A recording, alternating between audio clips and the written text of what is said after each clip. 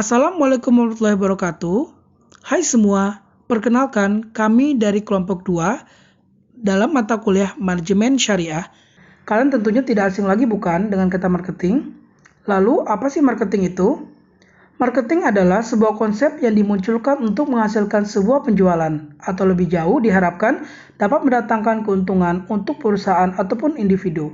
Semakin banyaknya pesan yang berkecimpung dalam bidang usaha, mendorong para praktisi dan akademisi yang terjun ke dunia marketing melakukan cara-cara yang dapat mendukung konsep marketingnya agar mampu mencapai target penjualan. Adab-adab yang harus dijunjung oleh seorang pedagang muslim ialah yang pertama, tidak menjual sesuatu yang haram, yang kedua, tidak melakukan sistem perdagangan terlarang, yang ketiga, tidak membiasakan bersumpah ketika berdagang, dan yang keempat, tidak boleh makan dan memonopoli barang dagangan tertentu.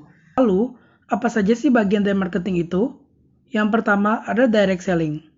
Menurut Asosiasi Penjualan Langsung Indonesia, direct selling atau penjualan langsung adalah metode penjualan barang dan atau jasa tertentu kepada konsumen dengan cara tatap muka di luar lokasi eceran tetap oleh jaringan pemasaran yang dikembangkan oleh mitra usaha dan bekerja berdasarkan komisi penjualan, bonus penjualan, dan iuran keanggotaan secara wajar. Kemudian, peddling atau menjajakan merupakan bentuk tertua dari direct selling modern. Adapun terdapat dua metode dari metode direct selling ini. Yang pertama ada single level marketing, pemasaran satu tingkat, yakni mendapatkan komisi dan bonus dari hasil penjualan yang dilakukannya.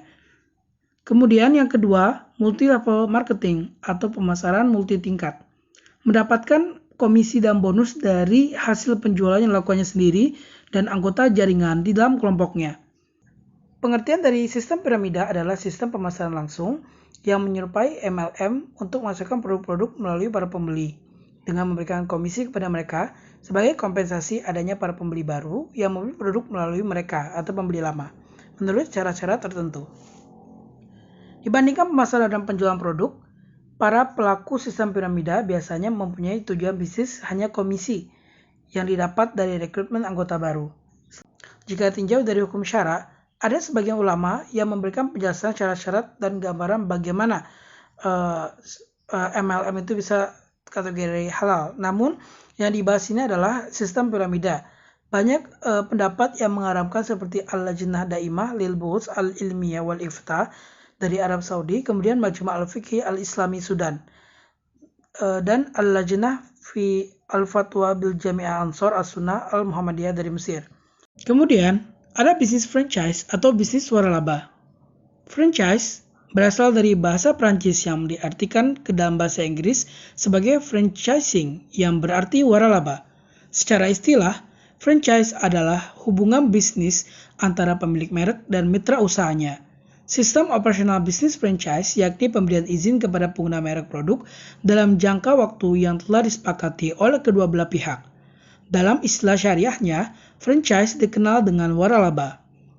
Franchise dalam negeri merupakan usaha milik anak bangsa yang diciptakan dengan inovasi tersendiri. Serta franchise luar negeri merupakan usaha yang paling disukai oleh masyarakat. Contoh franchise yang sering kita temui ialah Papa John's Pizza, Alfamart, Indomart, Pizza Hut, McDonald, KFC.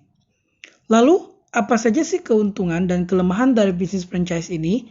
Yang pertama, keuntungan dari waralaba atau franchise ini adalah manajemen bisnis telah terbangun. Yang kedua, sudah dikenal oleh masyarakat. Yang ketiga, manajemen finansial yang lebih mudah.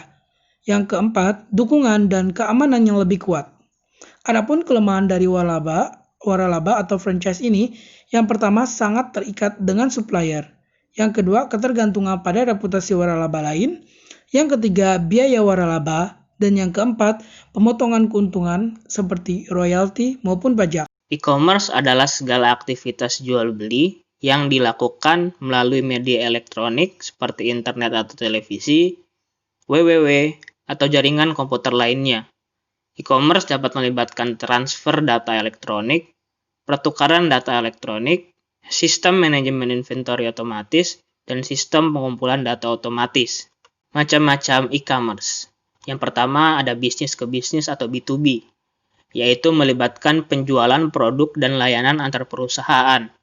Contoh, menjual gas alam cair bahan bakar, bahan kimia, dan lain-lain. Yang kedua ada bisnis ke konsumen atau B2C, yaitu melibatkan penjualan produk dan layanan secara eceran kepada pembeli perorangan, khususnya bisnis yang menjual produk dan jasa ke konsumen pada website e-commerce yang menyediakan halaman web yang menarik.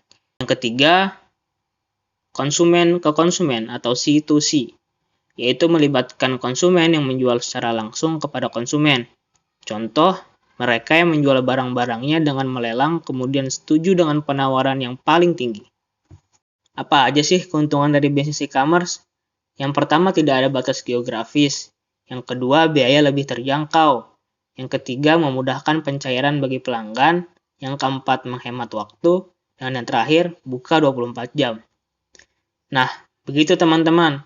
Sudah lebih tahu kan seputar dunia marketing? Pengawasan dalam pandangan Islam dilakukan untuk meluruskan yang tidak lurus, mengoreksi yang salah, dan membenarkan yang hak. Pengawasan dalam ajaran Islam dibagi menjadi dua. Yang pertama, pengawasan yang berasal dari diri sendiri, yang bersumber dari tauhid dan keimanan kepada Allah Subhanahu wa Ta'ala. Yang kedua, pengawasan yang dilakukan dari luar diri sendiri. Pengawasan terdapat dalam Al-Quran, surat Al-Mujadilah ayat ke-7, yang berbunyi, "Tidaklah kamu perhatikan bahwa sesungguhnya Allah mengetahui apa yang ada di langit dan di bumi. Tiada pembicaraan rahasia antara 3 orang, melainkan dialah keempatnya. Dan tiada pembicaraan antara 5 orang, melainkan dialah keenamnya. Dan tiada pula pembicaraan antara jumlah kurang dari itu, atau lebih banyak, melainkan dia berada bersama mereka, dimanapun mereka berada. Kemudian, dia akan memberitahukan kepada mereka pada hari kiamat apa yang telah mereka kerjakan. Sesungguhnya, Allah Maha mengetahui segala sesuatu." Pengawasan yang baik adalah pengawasan yang telah built-in ketika menyusun sebuah program. Tujuannya adalah agar seseorang yang melakukan sebuah pekerjaan merasa bahwa pekerjaannya itu diperhatikan oleh atasan, bukan pekerjaan yang tidak diacuhkan atau dianggap enteng. Adapun landasannya terdapat dalam Quran surat Al-Balad ayat 17 dan Al-Asr ayat 3. Yang pertama, tawasau bil haqq, yaitu saling menasihati atas dasar kebenaran dan norma yang jelas. Contoh, pegawai masuk pukul 8 dan keluar kantor pukul 17. Yang kedua, tawasau bis sabr, yaitu saling menasihati atas dasar kesabaran. Contoh, saling menasihati dan mengingatkan kebenaran karena pada dasarnya manusia sering melakukan kesalahan. Yang ketiga, tawasau bil marhamah, yaitu saling menasihati atas dasar kasih sayang. Cara pengawasan ada 2 pendapat, yaitu benahi dulu orangnya, baru sistemnya. Dan benahi dahulu sistemnya, nanti orangnya akan mengikuti. Cara pengawasan yang baik adalah sistem dan SDM harus dibangun bersama. Adapun hambatan pengawasan seperti korupsi, kolusi, dan nepotisme. Jadi bagaimana teman-teman? Tentunya sudah mendapatkan insight baru kan dari seputar dunia marketing dan pengawasannya dalam pandangan Islam. Dan selama manusia masih ada, maka marketing pun tidak akan ada matinya. Semoga video ini bermanfaat bagi kalian semua dan bisa menambah wawasan kalian. Terima kasih. Wassalamualaikum warahmatullahi wabarakatuh.